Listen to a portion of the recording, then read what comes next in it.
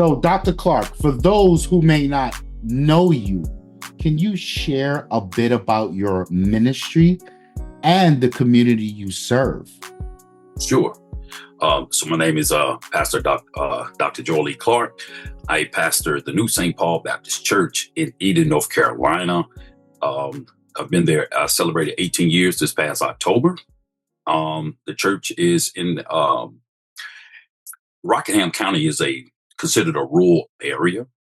And so we're in a rural area. We're in an area called Draper. So Eden, North Carolina is one city, but they have different parts. So you got Leakesville, Spray, and Draper. Our church is located in Draper. New St. Paul has been there, and the city just recognized us for 95 years of existence. So it's a historical Black church, one of them in Eden. And so, so I've been there. The community we serve in Eden, it's how can I say? It's a mixed community. In Draper Rockingham County has a history of textiles. So when textiles went away, a lot of the rural areas were hit hard. But yet they still thrive. We have businesses and corporations that have came in that kind of lifted up and gave the people some hope. So we serve multiple people. New St. Paul, we've sponsored and connected and partnered with one of our members who had an opportunity to go to Africa. She's a dentist, and so she went to Africa, but we also sent over there shoes and everything. We do community outreach through my nonprofit that I use at the church. I use the church as a hub for my nonprofit. We have a food pantry. So we serve, we give away food.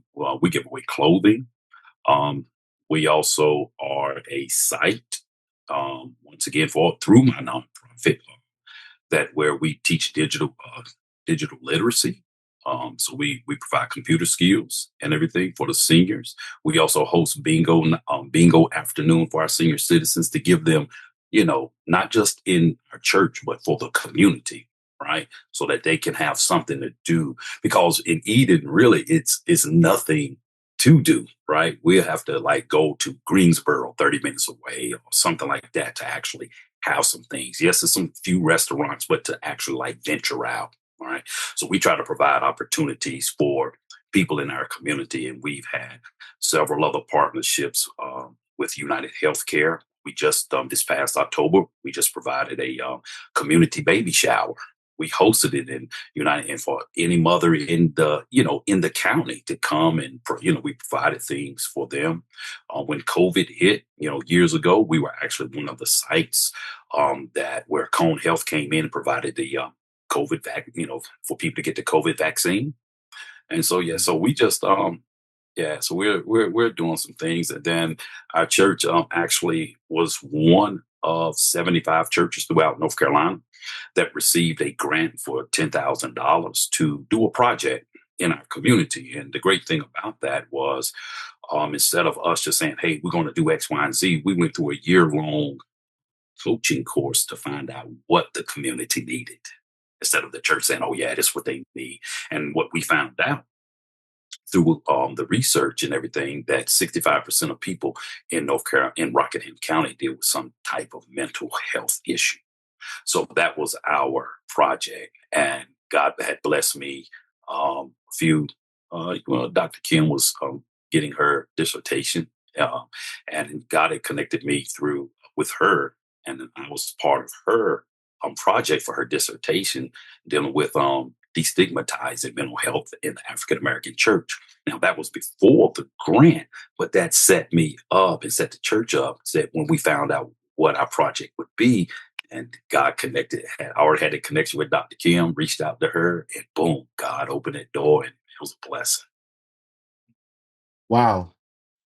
That's amazing. And just going back a little bit, it sounds like you used the word hub. That's such the word to describe how integrated you are with your community. That's such an amazing thing. Yes, sir.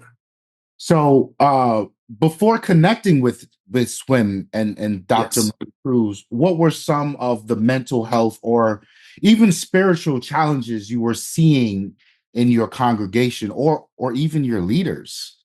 Yeah. So, well, I knew, and even being transparent as myself, battle with depression, right? And this was even before ministry, right? Um, being a veteran, veteran, once a Marine, always a Marine. But I didn't understand that that's where some of the things came from, and then even things that I had been through in my life prior to uh, turning my life over to Christ. And what sometimes we don't understand is just because you get saved, man, you still got a lot of stuff going on. You're saying, our spirit man is born again, but then we always talk about renewing the mind, but we never deal with, especially us as a people, we never deal with mental health. We always say, pray about it, pray about it, God will fix it. We don't ever talk about it, right? So yeah, so I not just myself. Then I knew some of the members that had depression. Um, After being there for some time, I discovered through other people that were in leadership, that certain members had you know seen under mental health care or on medication, but at that time I still didn't understand it, because yet and still I never talked about me, right?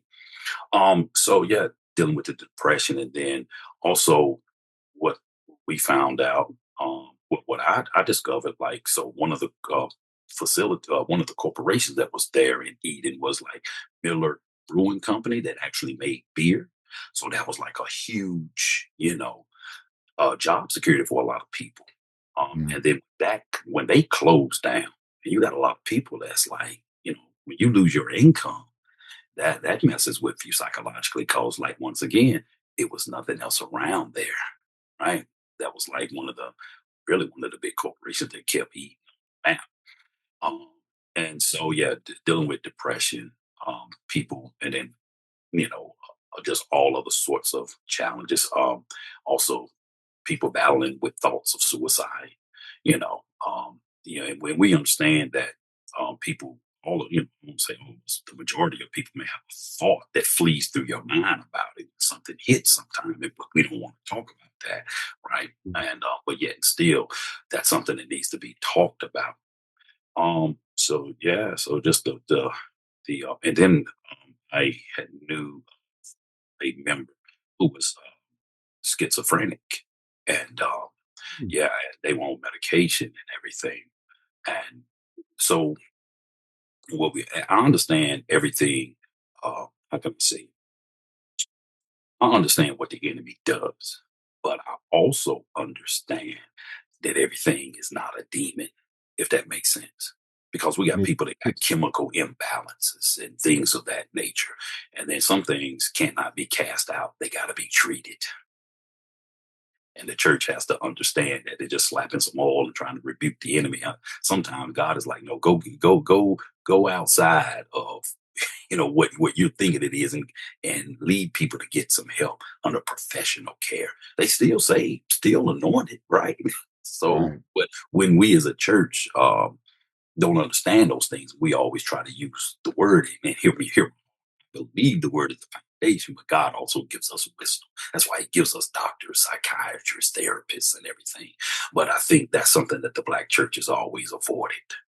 Or either if they had a therapist, they didn't tell nobody because they didn't want, because it was looked down upon, especially in our community.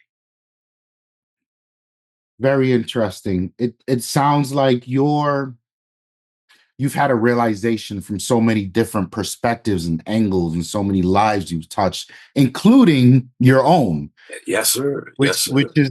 is what makes amazing leaders. Yeah. What realizing that bridge that Hmm. to be formed, we needed Hmm. for. What is your perspective on swim and the approach to mental health and faith? Yeah. Give me a little bit about that. Yo, so man, that right there, that opened up a huge revelation for me. Going back to what when I connected with Dr. Kim, and through her project, if I can call it that, for her dissertation. She had a Zoom meeting and some pastors on there, and she told us, what it was and what we what she needed from us, the data and how to do Bible study on it, mental health using the scriptures. So man, that caused me to dig deeper, and God just started opening up things to me in His Word through different individuals in the Bible who were human just like us, right? They weren't superheroes or anything like that. So that opened the door, and man, and Dr. Kim, I think that she said that to do one or two sermons concerning mental health.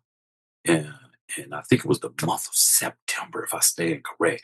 But God just led me. I turned that whole month into a series. Oh, God. Man, talked about suicide, dealing with Jonah, and just different other characters each Sunday. And after that, I had a member that come to me. And I remember one member came to me. I had to preach at another church during the week. And he, older gentleman, black man, he came to me. He said, Pastor, I needed that. You don't know what that did for me. And so, man, so now it's like, yo, we talk about it. And then connecting with Dr. Kim through the last, I think, 6 or 7 months, having monthly sessions for the community. Yeah, it was great for those that showed up. That's the thing. That's the challenge. We know that everybody won't show up because they're, some in my mind, because I try to think like some of the people in the community and everything. We put it out there, but guess what? Some people won't come because I guess in their mind, like I was at one time. Oh, that ain't me. I got God. I got Jesus. I'm filled with the Holy Ghost. But those that came, they were really blessed by it. I was blessed by it. And the great thing about it was that we were equipped with tools to help us use, not only for us, but then we can help somebody else. And then we can also put ourselves in other people's shoes and say, okay, I can have mercy. I can have compassion. God can, and watch this. Thank you, Holy Spirit. God can actually take the tools that we use and actually do ministry like Jesus. So when the scripture said Jesus had compassion on the multitude, we can now have compassion on people and be like, instead of saying, oh, just pray about it. Oh, just get over it. No, no, no, no. And then we got to learn then we can walk with people, sit with people, or just listen to people as they tell us their story or their struggle. And then we can say, hey, we can connect you with somebody. Or, hey, have you ever considered, getting therapy? There's nothing wrong with it. It don't mean that you're not saved. It don't mean that you don't trust God. It don't believe, so say, hey, whom the Son sets free is free indeed. God wants us to be free. So He gives us tools and resources. He has people all over this world that can help us.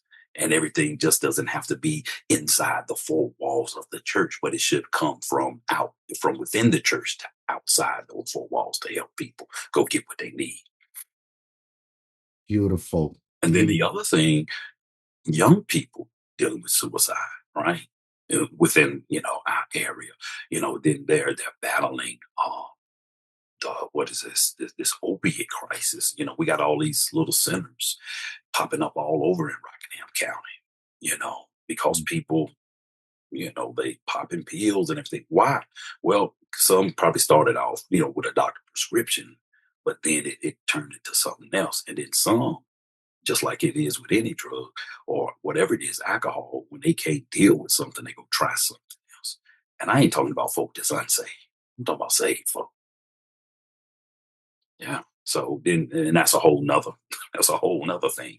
But through Dr. Kim and S.W.I.M, when we had we were with them for the 6 months each month, Dr. Kim's team provided us Narcan training. Amazing. Why? I remember Dr. Kim said, Doctor, had asked me, did I have even Narcan in the church? And I was like, no. So through Dr. Kim and her connections, they shipped us some Narcan. So now, those that were in the setting, they got the training, received a certificate. So now we have Narcan at the church in a specific location, just in case anything happens at any, because we don't know. So at least we are prepared. Instead of running over top of them and laying hands while they laying down and we don't know, we think they slain in the spirit or something. No, we can get them the help and call 911. Yeah. So Yeah, yeah, yeah. There's more to it than just preaching and shouting and running, man. We gotta, and that's serving people, right? We're saved, like Dr. Kim says, man, we're saving lives, whether it's through Christ or literally just saving lives, giving somebody one more day, one more few more minutes to make that choice to say, hey, I want to live, right? Yeah. Beautiful, beautiful, Dr. Clark. Hey, yo, let me. You're taking me on a journey here. Oh, I'm I'm sorry, looking at man. questions. Yeah. Oh man.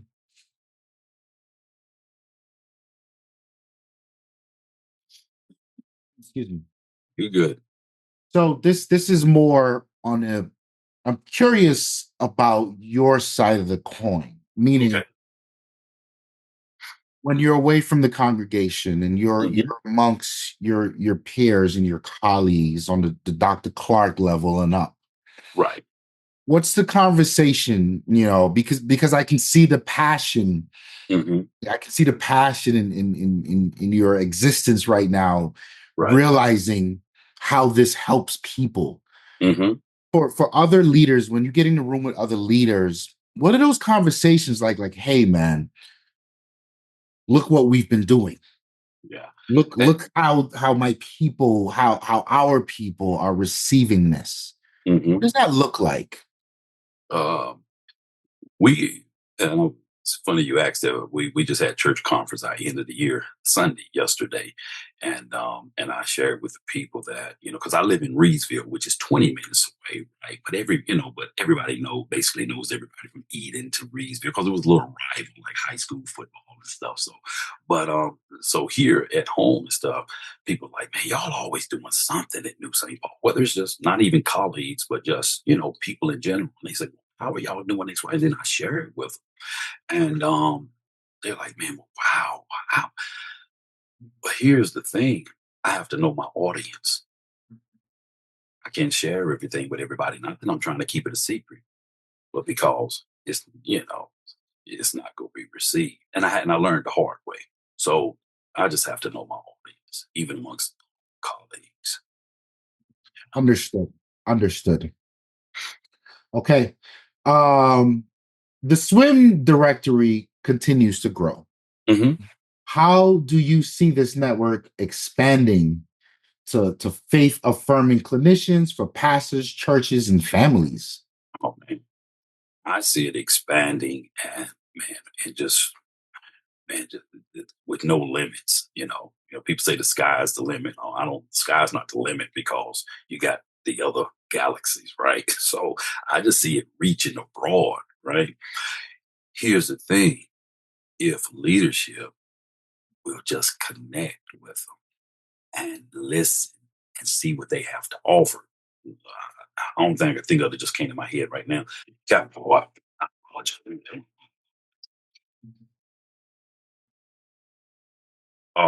Just like when when the politicians want to come and at your church and everything. No, I'm not against politics, but we give them, we used to give them access to come grace the pulpit, do their pitch.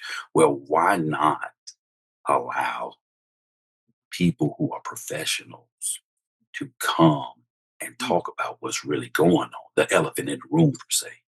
Because here's the thing: us as leaders got to realize that we're ministering to people in the congregation, but those people, everybody's going through something, and everybody's not going to come talk to us about it if they don't trust us, right? So if we bring in trusted people with the information, and once again, using Dr. Kim's words, we could save lives, right? Mm. But yeah, I see them expanding. I see them expanding. I will say this. I think one of the challenges, and I'm quite sure Dr. Kim and them have experienced it, but I think one of the challenges still will occur is that because they are women, it's going to be hard for some leaders, male leaders, who won't allow them to come. If that, do you see? Because here it is again. We have still that even in our Christian community throughout all denominations, whether it's non-denomination or in our denomination, sometimes they try to suppress women who are anointed just like men, same Holy Spirit gifted, have degrees, have the tools. God has set them on fire to do ministry. I ain't talking about just preaching. I'm talking about like what Dr. Kim, what S.W.I.M is doing. If they don't allow them to come in, then the the people's blood is going to be on our hands. Yeah, they're going to heaven, but they have premature deaths and not fulfill their purpose. By not allowing S.W.I.M to come in and serve and just provide the information, right? So I think it starts, with leadership, but it's not that Dr. Kim and them are not effective and not and that if they that they cannot expand. I believe and I'm praying, touching and agreeing, they'll continue to expand, but but the leadership, right, will allow them to come in and serve the people in that manner. And the great thing about it is, guess what? Just like we're doing now, it can be done through Zoom. Dr. Kim did all of our stuff. They were in New York, and all the other people, man, we were in North Carolina. So it's not like you got to fly her in. Would I love to fly her in if we were financially able? Yeah, just to have that in person and they kill it like that, because that's all. I still believe in person, wholeheartedly. But yeah, I see them, man, going beyond. Watch this. I see them, and I don't even know if they are. I see them going beyond the United States. I do. Wow. Yeah. Yeah. Wow. I want to take you back just Okay, a sure. touch. You good. You strike me as a vessel of wisdom and compassion and care for the person, the leader that would have a difficult time letting Dr. Kim do her work to Hmm. serve their congregation. What would Hmm. you say? How would you advise that leader?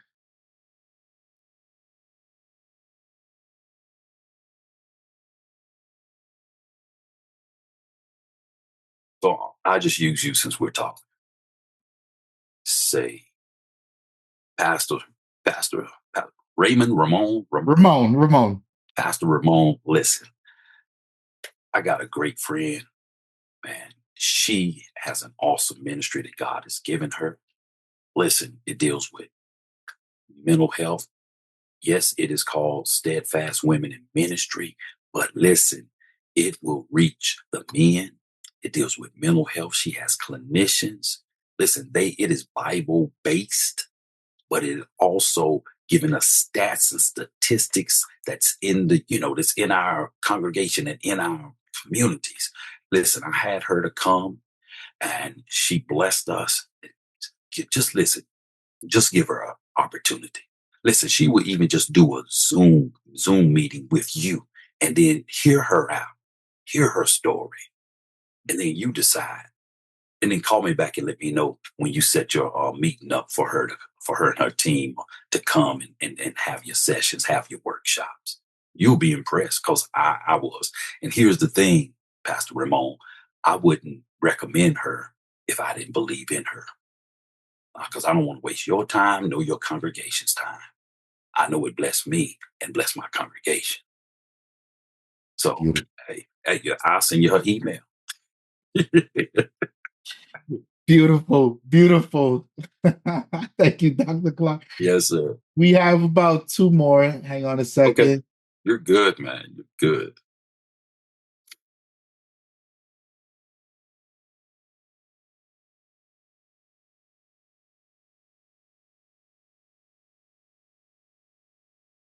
I think we've covered most of it. Okay. Um, and this wasn't in my initial scripted questions, but Sure. it's so satisfying hearing you give your testimony on how this has been such an amazing thing for your congregation and Yes, sir. and expanding it outside of your congregation, just your community, because you Hmm. guys are so integrated with just life. Yeah. um where do you stand on, on the faith side? Your calling to Christ is not a linear thing. It happens when it's supposed to happen. Yes, sir. And I heard your point about, there's some people that just didn't show up. or didn't get this, let's put the faith this way, but let's really talk about the chemistry of what's going on with you and the realities and hardships of depression and suicidal thoughts and just living life in this world that we have to maneuver today. Yeah. How do you approach the patience? Do you think it's a patience thing? Like when people are ready, because I know in the therapy world, they often say you can't force it on people. When they're ready, they will find the couch. What perspective do you have on that? Wow. Yo, it's funny, interesting. You asked that right before this. I was doing my devotion, and I was reading in the Gospel of Matthew. I think I'm on the 8th chapter. I was just doing my. Let me look real quick. No, it's Matthew the 9th chapter, and at the end, Jesus told his disciples, he said, "The harvest truly is plenteous, but the laborers are few." He said, "I'll need you to pray that the Lord of the harvest will send forth laborers into his harvest."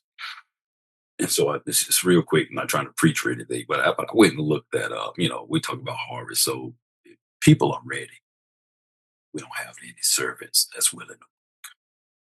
So we have to pray that God will. This is just my perspective, right? We have to pray that God would touch the saints' hearts, that they will be filled with the love of Christ, the compassion of Christ, and have the desire to go out because they're not coming in.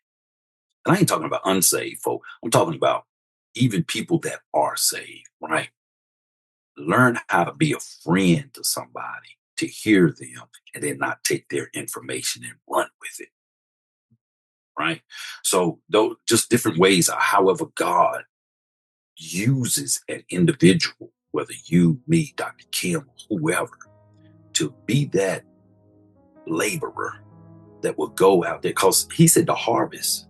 So if the harvest is plenteous, so a harvest means it's time to gather the folk in. It's always been that way. So we have to go out because guess what? The miracles, the serving happens outside the church. But until we have these conversations inside, we cannot equip the people to go outside. And I think once again that we should train, leaders should train, have these conversations inside, create a safe environment, right? And that's oh man, it's a whole nother thing. We have to have a safe place for people to be able to open up in the church, right? And I will even say this, from my point of view, even as a leader, as the pastor, it don't have to be me you come to. But as a leader, I think we need to see people as God shows us. We have people in our congregation that are equipped, right? And then we say, hey, we have this person that you can talk to, but that person can lead them to a therapist. Because I have a gentleman who's retired now, and he was a supervisor over therapists for the county. And then he said, I won't talk to the people in the congregation, like take them on as a client, but I'll lead them to something. So, yeah, I just think it's being, once again, the church, which we are the church, but a church having a safe place and making people feel safe, so that they can, talk to somebody. Beautiful. Beautiful. Thank you so much for that, Dr. Clark. I think we're good. Would you like to close us out with some words? Any last comments? I leave it all to you. Hey, once again, I appreciate you, Ramon, for this interview. I appreciate Dr. Kim, Mary Cruz. I appreciate what God is doing through her and her team at S.W.I.M, Steadfast Women in Ministry. They are a great, servants of the Lord, anointed, filled with wisdom, gifted. And I just recommend them to anybody that will see this podcast, this interview.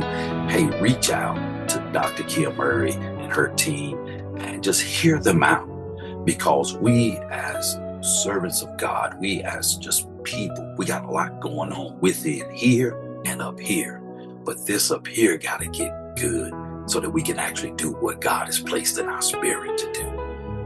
But that's it, and I appreciate the opportunity again. Thank you. Beautiful.